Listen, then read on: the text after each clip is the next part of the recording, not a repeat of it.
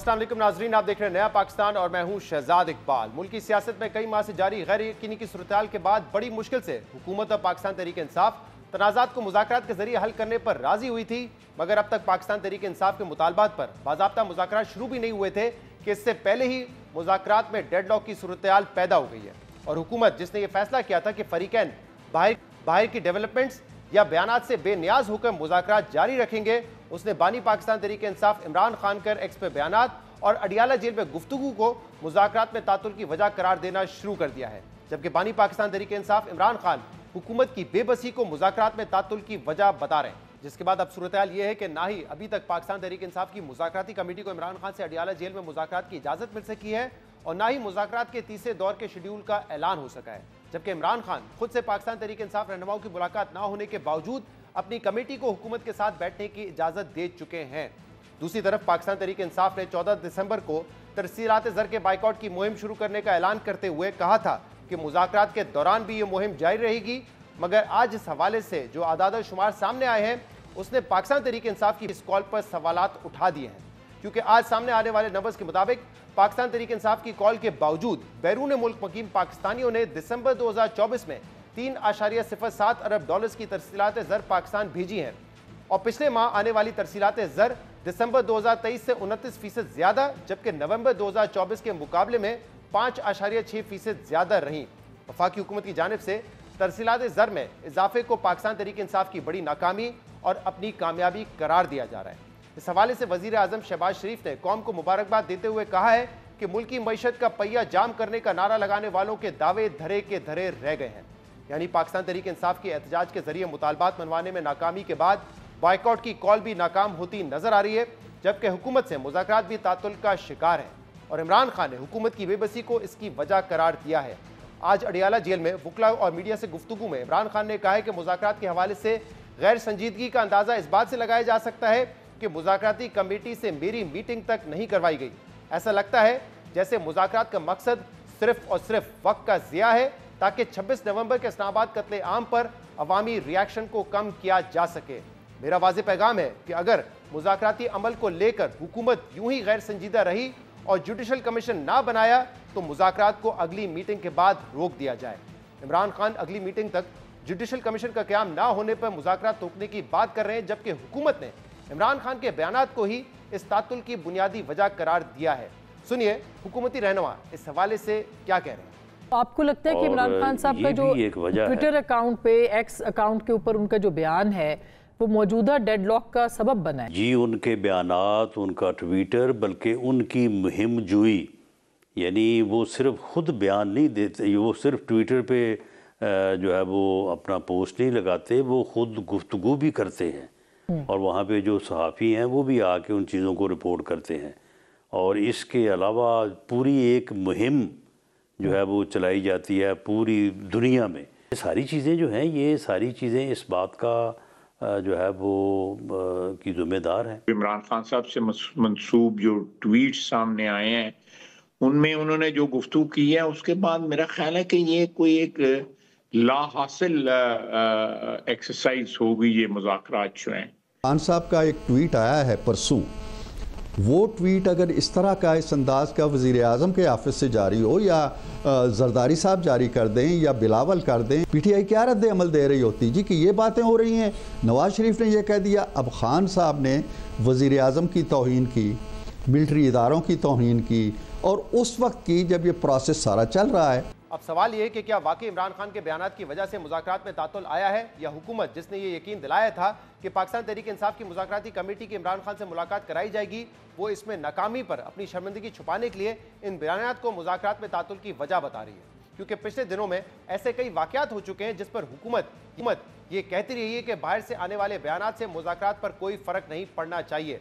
जब DGI की जानिब से पाकिस्तान तहरीक इंसाफ और खैबर पख्तूनख्वा हुकूमत के खिलाफ चार्जशीट पेश की गई थी, या एपेक्स कमेटी में वजीर आजम ने पाकिस्तान तहरीक इंसाफ पर 26 नवंबर के वाक़यात को लेकर झूठा प्रोपेगेंडा करने के इल्ज़ामात लगाए थे, तो हुकूमत ने यह कहा था कि इन बयानात से मुज़ाकरात डीरेल नहीं होने चाहिए। फिर जब फौजी अदालत से पाकिस्तान तहरीक इंसाफ कारकुनों को सजाएं सुनाई गई, तब भी हुकूमत ने यही मौक़िफ़ दोहराया और ये तक कहा गया कि अगर इमरान खान को 190 मिलियन पाउंड केस में सज़ा भी हो जाए तब भी मुज़ाकरात नहीं रुकने चाहिए। सुनिए हुकूमती मुज़ाकराती कमेटी के तर्जुमान इरफान सिद्दीकी के हवाले से क्या कहते रहे हैं। पहली मीटिंग हमारी हुई थी, ये तय की थी कि बाहर डेवलपमेंट्स होती रहेंगी, केसेस भी चल रहे हैं, उनके फैसले भी आते रहेंगे, सज़ाएं भी होती रहेंगी, बरियत भी होती रहेगी, ज़मानतें भी होती रहेंगी, कोई प्रेस कॉन्फ्रेंस भी आ जाएगी, कोई ट्वीट भी आ जाएगा।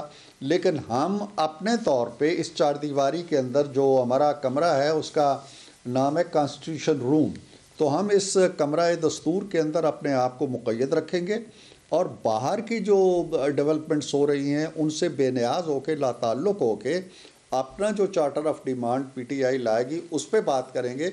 बाहर की दुनिया के असरात हमने लिए तो फिर एक दिन भी काम नहीं चलेगा। मगर अब इमरान खान के बयान के बाद मुज़ाकरात फिलहाल मुअत्तल हैं। ना किसी को ये इल्म है कि बातचीत का तीसरा दौर कब होगा और ना ही पाकिस्तान तहरीक इंसाफ रहनुमाओं को इमरान खान से मुलाकात की इजाज़त दी जा रही है। कल भी पाकिस्तान तहरीक इंसाफ के रहनुमा इमरान खान से मुलाकात की कोशिशें करते रहे, मगर वकील फैसल चौधरी के मुताबिक जेल इंतजामिया ने मुलाकात की इजाज़त नहीं दी। जबकि कल इस हवाले से ये खबरें चलती रही कि पाकिस्तान तहरीक इंसाफ का कोई रहनुमा या फैमिली मेंबर इमरान खान से मुलाकात के लिए नहीं पहुंचा। मगर आज अडियाला जेल के बाहर साफियों से गुफ्तगू में अलीमा खान ने कहा है कि इमरान खान ने बताया है कि मुज़ाकराती कमेटी से मुलाकात के लिए जेल हुकाम ने सुबह ही मना कर दिया था। ज़ाती मौलिज को भी इमरान खान से मिलने नहीं दिया जा रहा, ना इमरान खान के बच्चों को उनसे बात करने की इजाज़त दी जा रही है, जो कि टॉर्चर है। अलीमा खान ने यह दावा भी किया है कि उन्हें धमकी दी गई है कि आप इमरान खान का पैगाम मुद्दम करें वरना आपकी एआई वीडियो निकालेंगे। हमें कई महीनों से हमारी फैमिली को धमकियां दी जाती हैं, हमें वार्निंग्स आती हैं। वो ये कहते हैं कि आप इमरान खान का जो पैगाम है इसको मतम कर दें। हम वो सारा पैगाम जोड़ते हैं ताकि कोई चीज़ जो इमरान खान ने की है, बहुत बड़ी जिम्मेदारी हम पूरा करें। अब ये चीज़ तो हम नहीं रोक सकते। 2 महीने पहले कहा था, हमें जो पैगाम आया था कि आपके ऊपर हम एआई की जनरेटेड हम आपके ऊपर वीडियोस निकाल देंगे, आप क्या कर लेंगे। और हर चीज़ का फैसला अडियाला जेल से ही होगा और अभी भी हो रहा है और आगे इंशाल्लाह जब तक इमरान खान बाहर नहीं आते हम आपके सामने हैं और हम ज़रूर पैगाम लेकर आएंगे उनका। इसके अलावा आज 26 नवंबर के एहतजाज से मुतल्लिक इस्लामाबाद की इंसादी दहशतगर्दी की अदालत ने जमानतों का अहम फैसला सुनाया है, जहां अदालत ने पाकिस्तान तहरीक इंसाफ के 177 कारकुनों में से 153 की जमानतें मंजूर कर ली हैं, जबकि 24 कारकुनान की जमानतें मुस्तरद की गई हैं। इसके अलावा रावलपिंडी की इंसादी दहशतगर्दी की अदालत में भी 24 नवंबर के 6 मुकदमात में पाकिस्तान तहरीक इंसाफ के 87 कारकुनों को जमानत दे दी गई है। हम इन तमाम मामलों पर पाकिस्तान तहरीक इंसाफ का मौक़िफ़ लेंगे, लेकिन सबसे पहले हम बात करेंगे PMLN के सीनियर रहनुमा और वज़ीर आज़म के मुशीर राना सनाउल्लाह से। बहुत बहुत शुक्रिया राना साहब ज्वाइन करने के लिए। राना साहब, पाकिस्तान तहरीक इंसाफ की मुज़ाकराती कमेटी अब ये कह रही है कि हमने हुकूमत को भी कह दिया है, हमने अयाज सादिक साहब को भी पैगाम भेज दिया है कि हम 3rd राउंड के लिए तैयार हैं, मुज़ाकराती राउंड के लिए। बेशक आप इमरान खान से मुलाकात ना कराएं, लेकिन तीसरे दौर के लिए हम तैयार हैं। अब हुकूमत का और अयाज सादिक साहब का क्या इस पर पॉइंट ऑफ व्यू है? देखें शहजाद, इस सिलसिले में जो मेरी अंडरस्टैंडिंग है, जो कि मैं ख्याल करता हूँ कि दुरुस्त है, कि क्योंकि एजाज सादिक साहब ही इन मीटिंग्स को जो है वो प्रिजाइड करते हैं और बाकी मामलात भी फिर उन्हीं के हवाले से होते हैं। मीटिंग की डेट का तकर्रर, इतला वगैरह, ये भी सारा जो है वो वही उन्होंने किया है दोनों मरतबा। तो ये लास्ट टाइम जब ये बात हुई थी वहां पे, तो मेरी अंदर ने प्राइम मिनिस्टर साहब से या मुतलका अथॉरिटी से बात करनी थी और आगे मीटिंग का इतला और टाइम और दिन का तयन भी उन्होंने करना था। तो उनके जाने की वजह से ये दिक्कत या अबहाम जो है ये हुआ है। तो मेरा ख्याल है कि जैसे ही वो वापस आ जाते हैं, जो कि मालूम हुआ है कि शायद वो सुबह आ रहे हैं, तो ये मामला मुलाकात का भी हो जाएगा और डेट भी नेक्स्ट वीक में मंडे या ट्यूसडे की तय हो के तो उसके मुताबिक इतला हो जाएगी सबको। आप कह रहे हैं कि अयाज सादिक साहब के जरिए ही अब मुज़ाकराती कमेटी की मुलाकात हो सकती है इमरान खान से। लेकिन पहले भी जब आपने ये कहा था तो अयाज सादिक साहब का तो बड़ा वाज़ेह इस पर बयान आया था कि मैं तो जो इस वक्त मुज़ाकरात है उसमें एक सालिस का किरदार अदा कर रहा हूँ, मुलाकात करवाना ना मेरा मैंडेट है ना मेरे बस में है। फिर आप बार बार ये क्यों कह रहे हैं कि अयाज सादिक साहब भी मुलाकात करवा सकते हैं पीटीआई मुज़ाकराती टीम की? देखिए, नहीं, मेरा ख्याल है कि उन्होंने इस बात को अच्छा महसूस नहीं किया, जो कि दुरुस्त किया कि ये जो उनके हवाले से तनकीद होने लगी कि जी उनकी जिम्मेदारी थी, उन्होंने शायद अपनी जिम्मेदारी से पहलू तय की है। तो मामला ये है कि मीटिंग में जो फैसला हुआ है उस फैसले से भले उनका मैंडेट नहीं, लेकिन जो मुतल्लक क्योंकि वो अडयाला जेल जो है वो पंजाब गवर्नमेंट से की जो है वो जुरिस्डिक्शन है, तो उनको इतला करना या उनको ये मैसेज देना कि मीटिंग में ये फैसला हुआ है, तो ये मेरी अंडरस्टैंडिंग यही है कि ये या सादिक साहब के ऑफिस से ही ये इतला जानी थी, या कम अज कम मैंने तो नहीं इस बारे में किसी को भी कहा, और मेरा ख्याल है कि दूसरे मेंबर्स ने भी इस बारे में कोई तहर्रक नहीं किया होगा। लेकिन अगर वो हमारे जुम्मे भी लगाते कि जी आप जी प्राइम मिनिस्टर से या चीफ मिनिस्टर से बात कर लें, तो हम भी कर सकते थे। तो ये तो ऐसा लग रहा है आप कोई जिम्मेदारी लेने के लिए तैयार नहीं है कि किसने आगे पैगाम पहुंचाना था। लेकिन जो इरफान सिद्दीकी साहब हैं, जो तर्जुमान है आपकी कमेटी के, उन्होंने तो ये कहा है शाहजेब खानजादा साहब के प्रोग्राम में कि हमने जो मुतल्लिका इदारे हैं इंक्लूडिंग इंटीरियर मिनिस्ट्री, उनको बता दिया था कि जो मुलाकात है वो फैसिलिटेट की जाए, लेकिन वहां से नहीं हो रहा। जो कह रहे हैं कि गलत हो रहा है, और वो कह रहे हैं कि मेरी जाती राय के मुताबिक भी ये मुलाकात क्योंकि हमने उनसे कमिट की थी हो जानी चाहिए थी, लेकिन रेलिवेंट अथॉरिटीज नहीं करवा रही हैं। नहीं, अगर रेलेवेंट अथॉरिटीज को इरफान सिद्दीकी साहब ने इतला दी है तो यकीनन उन्होंने बिहाफ ऑफ स्पीकर या सादिक साहब ही दी होगी, क्योंकि उनका ऑफिस ही इस मामले को रेगुलेट और जो है वो फैसिलिटेट कर रहा है। तो ऐसा हो नहीं सकता। अगर ऐसा है तो उन्हें चाहिए था कि ये प्राइम मिनिस्टर साहब के नोटिस में लाते। चलिए, ये ताजुब की बात है क्योंकि याद साहब कह रहे हैं कि मेरा ना मैंडेट है ना मेरा ये काम है। लेकिन ये बताइएगा कि अभी भी आप पुरुमीद है कि मुज़ाकरात आगे बढ़ेंगे, या जैसे पहले ख्वाजा आसिफ साहब ने कहा कि नहीं क्योंकि अब इमरान खान का बयान आ गया है तो ला हासिल है मुज़ाकरात। आपने भी कल एक टीवी शो में कहा कि देखें इस बयान के बाद ये मुज़ाकरात कैसे आगे बढ़ सकते हैं, तो स्टेटस क्या है? आप समझते हैं मुज़ाकरात आगे बढ़ सकते हैं या तातुल का शिकार हो गई है? जी देखिए, मैं तो एक सियासी कारकुन के तौर पे मेरा तो ये बिलीव है कि पार्लिमानी जमहूरी पॉलिटिकल सिस्टम जो कि हमारे मुल्क में राइज है, हमारा कॉन्स्टिट्यूशन जो है वो पार्लिमानी और डेमोक्रेटिक सिस्टम प्रोवाइड करता है, ये डायलॉग से ही चल सकता है, ये डेडलॉक से नहीं चल सकता। हिस्ब इख्तलाफ और हिस्ब इक़्तिदार जो हैं उनका आपस में एंगेज होना, आपस में गुफ्तगू करना, भले कोई उस डायलॉग या उस मुज़ाकरात के नतीजे में कोई मुआहदा जल्दी तय हो जाए या वो देर से तय हो या ना भी हो, फिर भी जो है वो पॉलिटिकल फोर्सेस के दरमियान आपस में डायलॉग और गुफ्तगू जो है वो होनी चाहिए। पार्लिमानी निज़ाम जो है वो इस बात का तकाजा करता है, ये उसकी बुनियाद है। जी तो इसलिए मैं तो समझता हूँ कि ये डायलॉग जो है वो बाई ऑल मीन्स होने चाहिए और ये होते रहने चाहिए। ठीक है, अगर किसी बात पे कंसेंसस अब हो जाता है तो तब भी ठीक है, अगर आगे चल के होता है तो फिर भी कोई हर्ज लेकिन नहीं। राना साहब, पाकिस्तान तहरीक इंसाफ हुकूमती कमेटी की जो इख्तियारात हैं उस पर सवाल उठा रही है। कल उमर अयूब साहब ने ये बयान दिया, आज इमरान खान ने वकला और जो साफी से गुफ्तगू की है उसमें कहा है कि ऐसा लगता है कि हुकूमत जो है वो गैर संजीदा है, उनके पास इख्तियारात नहीं है और सिर्फ अब एक टाइम जाया करने वाली बात ये लग रही है। देखें शहजाद साहब, मैं उमर अयूब साहब मिनिस्टर भी रहे हैं, पार्लियामेंटेरियन भी हैं, और इमरान खान साहब क्या नहीं जानते, 3.5 साल जो है वो प्राइम मिनिस्टर भी रहे हैं।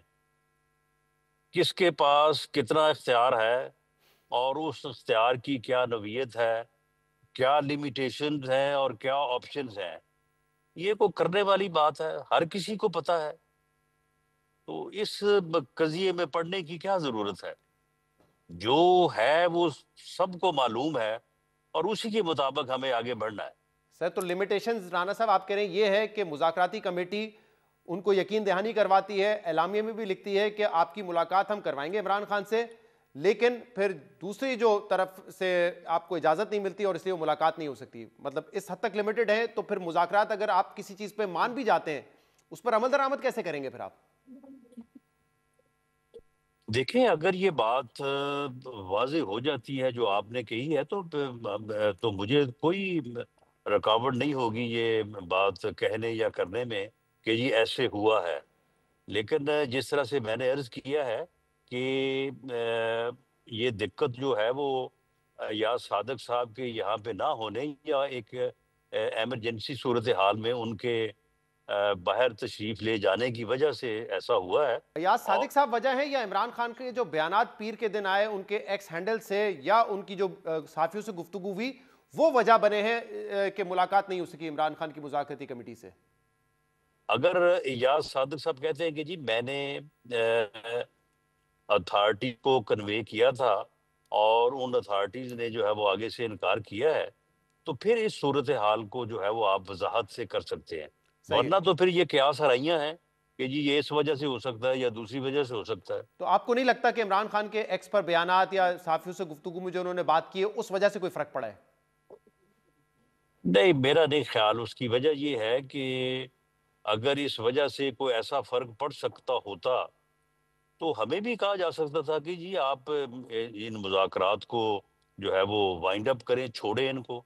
यानी ऐसी सूरत तो नहीं है कि हम अपनी पार्टी लीडरशिप, प्राइम मिनिस्टर या पार्टी प्रेसिडेंट जो है वो उसकी जो है वो उनकी अप्रूवल या उनकी मर्जी के खिलाफ हमने कोई कमेटी तश्कील दे दी है या हमने मुज़ाकरात शुरू कर दिए हैं। जी। उनकी कंसेंट से है ना, उनकी अप्रूवल से है ना।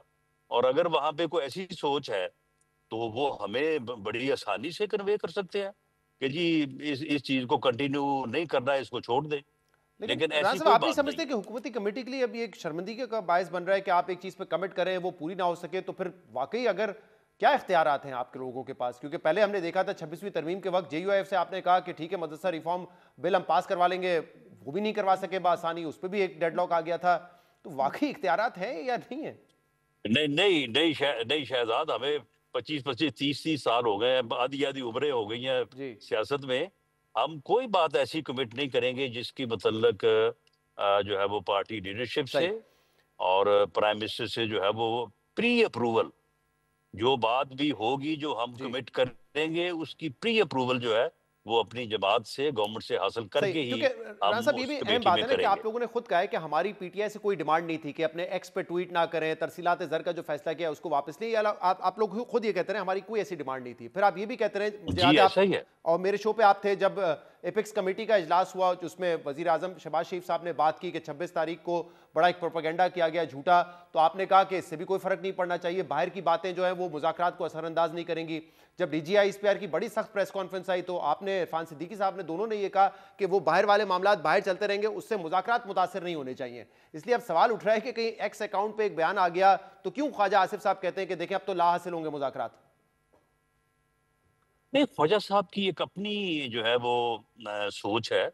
देखें, हर सियासी कारकुन को या सियासी रहनुमा को अपना अंदाज या अपनी सोच रखने का बिल्कुल हक हासिल है।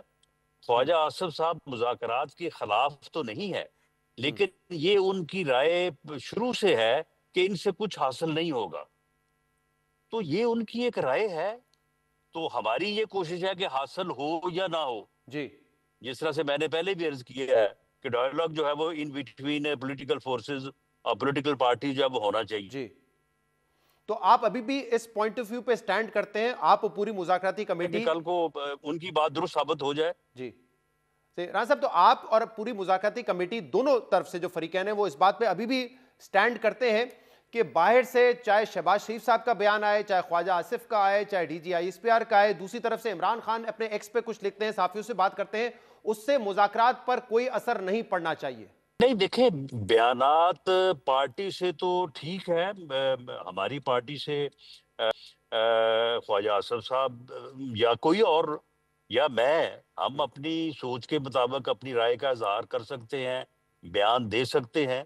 लेकिन जो पार्टी लीडर है उसका बयान जो है वो तो उसके मुताबिक तो बात जो है वो फिर आगे नहीं बढ़ सकती। अगर मिसाल के तौर पे प्राइम मिनिस्टर या हमारी तरफ से पार्टी लीडर मियां नवाज शरीफ साहब जो है वो मुज़ाकरात के खिलाफ बयान दें तो फिर हम जो है वो उसको कंटिन्यू नहीं रख सकते।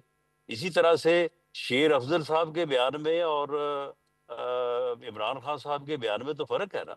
इमरान खान साहब का बयान जो है वो तो मुज़ाकरात के खिलाफ नहीं होना चाहिए, क्योंकि उन्होंने तो कमेटी बनाई है, उन्होंने उनकी अप्रूवल से तो ये काम हो रहा है। सही। अब इमरान तो खान ने ये इसलिए कहा है कि छोड़े मुझसे मुलाकात, और अगले लेकिन जो मीटिंग होगी वो कह रहे हैं ये बड़ा अहम है, क्योंकि ऐसा नहीं तासुर मिलना चाहिए कि आप लोग टाइम जाया कर रहे हैं, तो जो जुडिशल कमीशन वाला मामला है उस पर कम से कम आगे बढ़े, वरना उन्होंने कहा है मुज़ाकरात तो रोक दिए जाएंगे।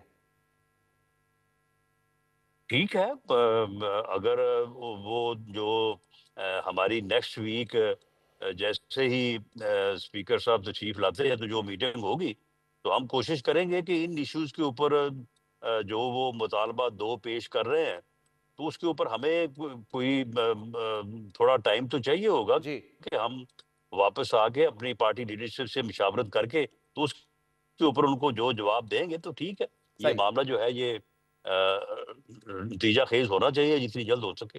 सही। और राणा साहब उन्होंने कहा है कि अब आपसे भी वो मुतालबात इन राइटिंग लेंगे, तो कोई ऐसे मुतालबात हैं आप भी जो अगली मीटिंग में इन राइटिंग देंगे, या फिर आप उनके ऊपर बाद में नजरसानी करेंगे कि हमने क्या करना है?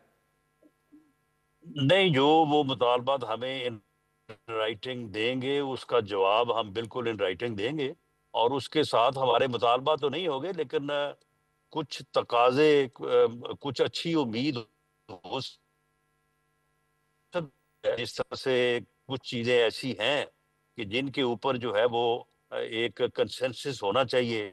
बहुत बहुत शुक्रिया। राना सनाउल्लाह हमारे साथ मौजूद थे, मजीद बात करेंगे, जिसके लिए हमें ज्वाइन किया है पाकिस्तान तहरीक इंसाफ के सेक्रेटरी इंफॉर्मेशन शेख वकास अकरम ने। शेख साहब बहुत बहुत शुक्रिया वक्त देने के लिए। शेख साहब क्या स्टेटस है, क्योंकि कल सलमान अकरम राजा साहब ने यह कहा कि हमने हुकूमती कमेटी को इतला कर दी है कि इमरान खान से बेशक मुलाकात नहीं हुई है, लेकिन हम तीसरे दौर के लिए तैयार हैं, और शायद आपने भी कहा कि अयाज सादिक साहब से भी राब्ता हुआ है, तो कोई वहां से जवाब अब तक आया है या नहीं आया है? सर देखें, जवाब के हवाले से तो ये है कि मीटिंग जो है उसकी अरेंजमेंट इमरान खान के साथ, वो जो एक्सेस इमरान खान साहब तक होनी है, उस हवाले से तो अभी तक कोई पेशरफ्त नहीं है, नंबर एक। नंबर दो, हमने ये कहा कि जो तीसरी नशिस्त है इसमें हम आपको रिटर्न दे देंगे, क्योंकि खान साहब ने कहा कि आप रिटर्न दे दें। अब हम तो यही कहते हैं कि मुनासिब है, क्योंकि दोनों पार्टियों ने मिल के तीसरी नशिस्त की डेट देनी है ना जी। वो एक पार्टी तो नहीं दे सकती है, तो अगर दोनों पार्टियों ने मिल के देनी है तो मुनासिब है कि तुसी मुलाकात करा छो। अब थर्सडे को भी यही तमाशा हुआ कि पिछले 3.5 महीने से थर्सडे वाली मुलाकातें नहीं हो रही। हर थर्सडे को हमारी हो जाती है लिस्ट, बट वो नहीं एंटरटेन करते। इस दफा हमने इधर उधर के दोस्तों की बजाय जो मुज़ाकराती टीम के दोस्त थे उन सब के नाम की लिस्ट हमने इनको दी। एज यूजुअल उन्होंने नहीं अप्रूव की थी, नहीं मिल सके।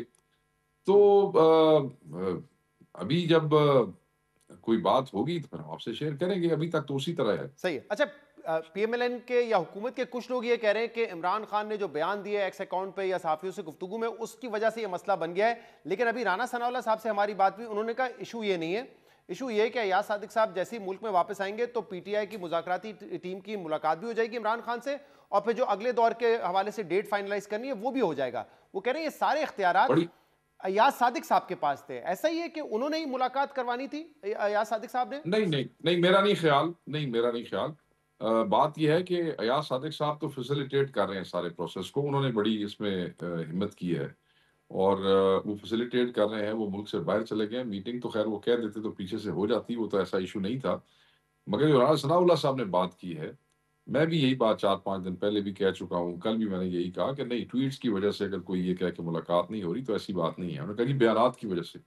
बयानात तो आप ये देख लेना कि राना सनाउल्लाह साहब की अपनी प्रेस कॉन्फ्रेंस देख लें 3-4 दिन पहले वाली। उसके बाद आप मरीम नवाज साहिबा के हफ्ते से जो गुफ्तगू है वो सुन लें। तो गुफ्तगू तो दोनों तरफ से ऐसी हो रही है। मेरा नहीं ख्याल कि गुफ्तगू या बयानात किसी चीज़ का मौजब बने हैं, और मुलाकात हो जानी चाहिए, अच्छी बात है। हमारा भी यही मौक़िफ़ है कि ये हमारे सोशल मीडिया या लेकिन खान के बयान में ये बात है कि क्या अयाज सादिक साहब की जिम्मेदारी, वो आगे इतला करेंगे रेलेवेंट अथॉरिटीज को कि मुलाकात अरेंज की जाए? ये उन्हीं की जिम्मेदारी, क्योंकि हम अथॉरिटीज जो है उनसे बात नहीं करते होते। हम हुकूमत से नहीं डायरेक्ट इंटरेक्ट करते होते। हम जो दरमियान में फैसिलिटेशन है स्पीकर ऑफिस की, हम उन्हीं के साथ बात करते होते हैं जी। लेकिन मुलाकात जो नहीं हो पाई है हुकूमती कमेटी के यकीन दहानियों के बावजूद, तो उससे तो ये तासुर मिल रहा है ना कि हुकूमत ने बेशक नहीं, लेकिन क्योंकि इमरान खान के सख्त बयान थे एस्टैब्लिशमेंट के हवाले से, तो वहां से शायद ये रुकावट बनी हो। I don't think so. वो तो बयानात तो खान साहब ने कभी भी जो है वो कमजोर नहीं दिए हैं, तो मुलाकातें तो फिर भी होती नहीं, ऐसी बात नहीं है। लेकिन अभी राना साहब ये कह रहे हैं कि महीने का एक ताकुल है। राणा साहब ने इतना जरूर कहा कि क्योंकि इमरान खान ने खुद ये कमेटी बनाई है मुज़ाकरात के लिए, तो उनके बयान की अहमियत जो है ना वो किसी और के बयान से ज्यादा होगी। ख्वाजा आसिफ हो या उनका राना सना का बयान हो, उससे ज्यादा अहमियत होगी उनके बयान की। तो वो अगर ऐसे बयान देंगे कि मुज़ाकरात आगे नहीं बढ़ सकते, तो फिर कैसे बढ़ेंगे? तो सर देखें ना, अब खान साहब बैठे हैं जेल में और वो देख रहे हैं कि मुज़ाकराती कमेटी जो उनकी हैंड पिक्ड है, एक कानूनी हक है उनका जो 3.5 महीने से नहीं दिया जा रहा बाकी लोगों को भी। चले, अगर मुज़ाकराती कमेटी को एक्सेस चाहिए, अगर आप वो इंश्योर नहीं करवा सक रहे हैं, तो इमरान खान साहब बजा है ये सोचने में कि जो ये इंश्योर नहीं करा सक रहे हैं, वो असीरों की रिहाई और जुडिशल कमीशन कैसे इंश्योर कराएंगे? मेरी बात समझ रहे हैं? अब जेल मैनुअल की जो बहाने हैं, वो तो कोई बहाने कोई नहीं है ना। मतलब जब संजानी के जलसे के हवाले से सुबह 7 बजे छुट्टी के दिन जेल खुलाई थी, उस दिन जेल मैनुअल के मुताबिक सी। जब 24 को यहाँ से मोबिलाइजेशन हो रही थी केपी से, बैरिस्टर सैफ और बैरिस्टर गौर जाके मिले थे, वो मुलाकात जेल मैनुअल के मुताबिक थी। जो दूसरी मुलाकात हुई थी वो भी जेल में। तो ये इतना हमें बहाना ही सी। तो फिर जो बंदा अंदर बैठा है और इवन हम जो बाहर बैठे हैं, सही, don't you think we should have a reason to believe यार this is not a seriousness, either it's intentional, nobody is listening to them, there is something.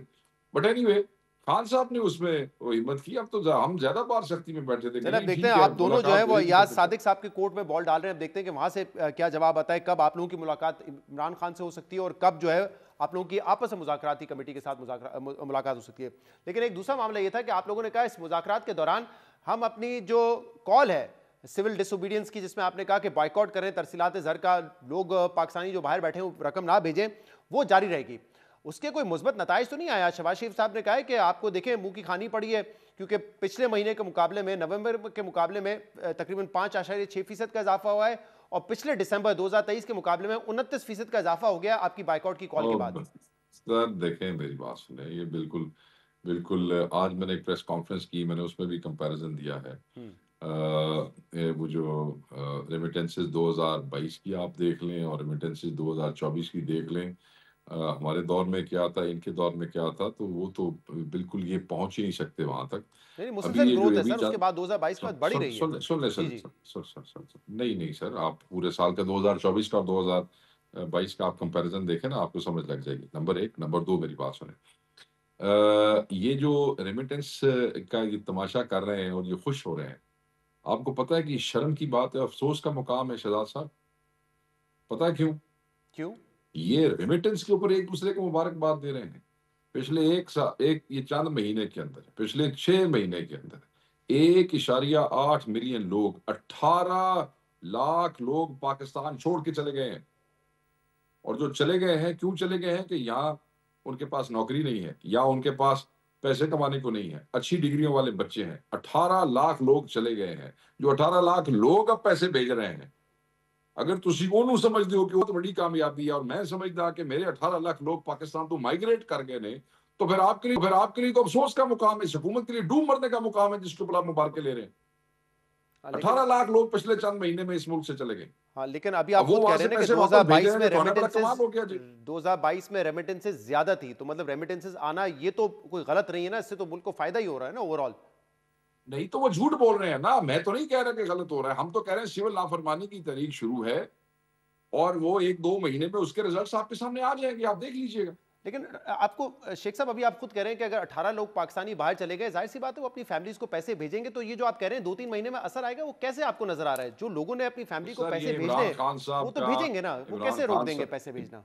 Sir, Imran Khan साहब का अपने लोगों से एक मोहब्बत का बॉन्ड है और बहुत करीबी बॉन्ड है वो जाने, और इमरान खान साहब जाने अनु की तकलीफ है हुकूमत में। नहीं, ऐसा बॉन्ड तो रियलिस्टिक नहीं लगता ना कि लोग अपनी फैमिली को फाके करने पे चले सर, आप ठीक है, पैसे नहीं भेजते, तुम मरो, तुम ना खाओ, तुम अभियान ना लो, तुम खाना पीना ना लो, तुम किराया ना लो। सुनो, तुसी भी ਇੱਥੇ हो ना, तुसी पाकिस्तान ਛੱਡ के जा रहे हो तो ना मैं पाकिस्तान ਛੱਡ के जा रहे हैं। आपे 1-2 महीने पता लग नहीं जाना जी, ਅਸੀਂ दोनों तो पाकिस्तान ही रहना जी। की हो गया? बहुत बहुत शुक्रिया शेख वकास अकरम साहब हमारे साथ मौजूद थे। शामिल करते हैं, मजीद बात करेंगे, सिर्फ साथ रहिए। Welcome back. 9 मई के केसेस में 105 अफराद के मिलिट्री कोर्ट्स में ट्रायल और सजाओं के फैसलों के बाद सुप्रीम कोर्ट में सिविलियंस के मिलिट्री ट्रायल्स पर इंट्रा कोर्ट अपील पर समाअत जारी है, जिसमें आईनी बेंच ने हतमी तौर पर यह फैसला करना है कि सिविलियंस का मिलिट्री कोर्ट्स में ट्रायल हो सकता है या नहीं। मौसम सरमा की तातीलात के बाद सुप्रीम कोर्ट के आईनी बेंच ने 7 जनवरी को इस अहम मुकदमे पर समाअत का दोबारा आगाज किया था और आज मुसलसल चौथे दिन भी इस मुकदमे पर समाअत जारी रही। जिसके दौरान आईनी बेंच ने मिलिट्री कोर्ट्स में जजेस की अहलियत और ट्रायल के तरीकेकार पर अहम सवालात उठाए हैं। इसके अलावा अदालत ने आज की समाअत में भी इस सवाल पर वजारत दिफा के वकील ख्वाजा हारिस से जवाब तलब किया है कि मिलिट्री कोर्ट्स और इंसदाद दहशतगर्दी की अदालत में चलाए जाने वाले मुकदमे फर्क किस तरह किया जाता है। आज की समाअत के दौरान जस्टिस जमाल मंदोखेल ने सवाल किया कि मिलिट्री कोर्ट्स में ट्रायल के तरीकेकार पर मुतमईन करें। मिलिट्री कोर्ट में केस सुनने वाले अफसर की काबिलियत पर सवाल उठाते हुए जस्टिस जमाल मंदोखेल ने सवाल किया कि मुझे 34 साल इस शोबे में हो गए हैं मगर फिर भी खुद को परफेक्ट नहीं समझता। क्या आर्मी अफसर को इतना तजुर्बा और अबूर होता है कि सजाए मौत तक सुना दी जाती है? इस पर ख्वाजा हारिस ने जवाब दिया कि मिलिट्री ट्रायल के तरीकेकार को दलाइल के दूसरे हिस्से में मुकम्मल बयान करूंगा। दौरान समाअत जस्टिस जमाल मंदोखेल ने रिमार्क्स दिए कि आर्मी एक्ट का इतलाक सिर्फ फौज पर होता है। फौजी अफसरान को बुनियादी हकूक और इंसाफ मिलता है या नहीं, हम सबको मद्देनजर रखेंगे। इस मौके पर जस्टिस मुस्तफा हिलाली ने कहा कि इस नुक्ते पर भी वजाहत करें कि फौजी अदालत में फैसला कौन लिखता है। मेरी मालूमात के मुताबिक केस कोई और सुनता है और सजा और जजा का फैसला कमांडिंग अफसर करता है। जिसने मुकदमा सुना ही नहीं वो सजा और जजा का फैसला कैसे कर सकता है? इस पर वजारत दिफा के वकील ख्वाजा हारिस ने जवाब दिया कि फैसला लिखने के लिए चेक ब्रांच की मुआवनत हासिल की जाती है। जिसके बाद जस्टिस मुस्तफा हिलाली ने सवाल किया कि अगर किसी और मुल्क में ऐसा ट्रायल होता है तो जज कौन होता है? इस मौके पर जस्टिस मोहम्मद अली मजहर ने कहा कि पूरी दुनिया में कोर्ट मार्शल में ऑफिसर्स ही बैठते हैं, जबकि ख्वाजा हारिस ने जवाब दिया कि कोर्ट मार्शल में बैठने वाले अफसरान को ट्रायल का तजुर्बा होता है। समाअत के दौरान जस्टिस मुस्तफा हिलाली ने कहा कि एक आर्मी चीफ के तैयारी को एयरपोर्ट की लाइट्स बुझाकर कहा गया कि मुल्क छोड़ दो और इस वाक़े में तमाम मुसाफिरों को खतरे में डाला गया और इस वाक़े के बायस मुल्क में मार्शल लॉ लग गया मगर फिर भी केस फौजी अदालत में नहीं चला। इस पर ख्वाजा हारिस ने कहा कि हाईजैकिंग आर्मी एक्ट में दर्ज नहीं, इसलिए वो ट्रायल फौजी अदालत में नहीं चल सकता। जस्टिस जमाल मंदोखेल ने इस मौके पर ख्वाजा हारिस को मुखातिब करते हुए दिलचस्प रिमार्क्स दिए कि आपके पास अक्सरियत है, कल हाईजैकिंग और 302 भी आर्मी एक्ट में डाल लें तो कौन रोक सकता है? बेंच के सरबराह जस्टिस अमीनुद्दीन ने इस मौके पर कहा कि इस नुक्ते पर फर्क वाजे हो गया है, इसलिए अब आगे चलें। लेकिन जस्टिस मुस्तफा हिलाली ने कहा कि ठहरें, इसमें एक और सवाल बनता है। जस्टिस मुस्तफा हिलाली ने सवाल किया कि अगर हाईजैकिंग जंगी या फौजी तैयारी की होती है फिर ट्रायल कहाँ चलेगा? जस्टिस मुस्तफा हिलाली ने यह सवाल भी उठाया कि 9 मई की FIRs में सारी दफात इंसदाद दहशतगर्दी एक्ट की लगी थी, लेकिन मुझे नहीं पता इन दफात पर फौजी ट्रायल कैसे हुआ है। इस मौके पर एडिशनल अटॉर्नी जनरल ने अदालत को बताया कि मिलिट्री कोर्ट्स सिर्फ उन मुल्ज़िमान को लेकर गई हैं जिनके जाए वक़ुआ पर मौजूदगी के सबूत मौजूद थे, वरना मुल्ज़िमान की तादाद तो 5000 से ज़्यादा थी। आज की समाअत से पहले इस केस की 3 समाअतों में भी अदालत का फोकस इन्हीं 2 सवालात पर था कि 9 मई के तमाम मुल्ज़िमान में से सिर्फ 105 मुल्ज़िमान का मिलिट्री कोर्ट्स में ट्रायल के लिए इंतखाब किस बुनियाद पर किया गया और 9 मई माजी में मिलिट्री इंस्टॉलेशंस पर होने वाले दहशतगर्दी के वाक़यात से किस तरह मुख्तलिफ है, जिसमें 2009 में GHQ और 2011 में मेहरान नेवल बेस पर दहशतगर्दी का हमला भी शामिल है। कल की समाअत में जस्टिस जमाल मंदोखेल ने यह सवाल भी उठाया था कि जो मुल्ज़िमान इंसदाद दहशतगर्दी की अदालतों से बरी हो जाते हैं उन्हें मिलिट्री कोर्ट से सज़ा कैसे हो जाती है? क्या वहाँ पर इजाफी शवाहिद पेश किए जाते हैं? अब मुकदमे की ये मजीद समाअत पीर को होगी, लेकिन अहम बात यह है कि इस मुकदमे पर सुप्रीम कोर्ट माजी में 3 मुख्तलिफ अबूरी फैसले कर चुकी है, लेकिन हतमी फैसला होना अभी बाकी है। इससे पहले 13 दिसंबर को आईनी बेंच ने ही मिलिट्री कोर्ट्स को 9 मई के मुल्ज़िमान के मशहूर ट्रायल्स की इजाज़त दी थी और फैसला देने का इख्तियार दिया था, जिसके बाद 85 मुल्ज़िमान को सजाएं सुनाई गई थी, जिसके बाद आर्मी चीफ ने 19 मुजरिमान की सजा को माफ़ कर दिया था। प्रोग्राम में एक ब्रेक शामिल करते हैं, मजीद बात करेंगे इस जगह।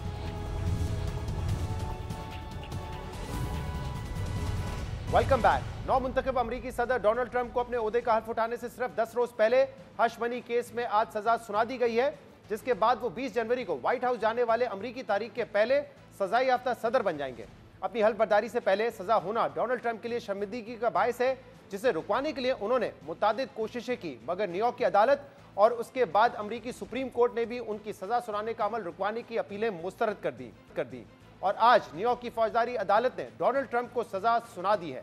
अदालत ने अपने फैसले में पैसे देकर छुपाने का जुर्म ट्रंप के रिकॉर्ड में शामिल करने का हुक्म दिया है, मगर अहम बात यह कि सजा के बावजूद ट्रंप को ना जेल में कैद किया जाएगा और ना ही उन पर कोई जुर्माना होगा, बल्कि इस फैसले में ट्रंप को अनकंडीशनल डिस्चार्ज की सजा सुनाई गई है, यानी डोनाल्ड ट्रंप को मुजरिम करार देने के साथ उनकी गैर मशरूत रिहाई का फैसला किया गया है। जबकि सजा का फैसला सुनाए जाने से पहले डोनाल्ड ट्रंप ने अदालत में अपने बयान में इस केस को सियासी इंतकाम की कार्रवाई करार दिया। डोनाल्ड ट्रंप ने कहा कि यह फैसला न्यूयॉर्क और न्यूयॉर्क की अदालती निजाम के लिए धचका है। हकीकत यह है कि मैं पूरी तरह बेगुनाह हूं, मैंने कुछ गलत नहीं किया। अवाम इस अदालत में मेरा ट्रायल देख रहे थे, इसलिए वो ये समझ गए थे और जब ही लोगों ने मुझे लाखों वोट देकर सदर मुंतखब किया। अहम बात यह कि गुज़िश्ता साल मई में न्यूयॉर्क की ज्यूरी की तरफ से डोनाल्ड ट्रंप पर एक अडल्ट फिल्म स्टार को 2006 की एक अफेयर और जिनसी ताल्लुकात पर खामोशी इख्तियार करने के लिए $1,30,000 की रिश्वत देने और इस रिश्वत को छुपाने के लिए कारोबारी रिकॉर्ड में हेरा फेरी करने के 34 इल्जामात में मुजरिम करार दिया था। और दिलचस्प बात यह है कि डोनाल्ड ट्रंप पर जो केस बनाया गया था वो ना तो नाजायज जिनसी ताल्लुकात रखने जैसे इखलाकी जुर्म पर मबनी था और ना ही इस केस की बुनियाद इनकी जानिब से फैश फिल्मों की अदाकारा को पैसे की अदायगी थी, क्योंकि अमरीकी कवानीन में ऐसी अदायगी जुर्म ही नहीं है। बल्कि डोनाल्ड ट्रंप पर बनने वाले केस की बुनियाद ये थी कि उन्होंने रकम की अदायगी रिकॉर्ड में बतौर कानूनी फीस जाहिर की थी और इसी बुनियाद पर उन्हें कसूरवार ठहराया गया था। आज के शो से इजाजत दीजिए। अल्लाह हाफिज।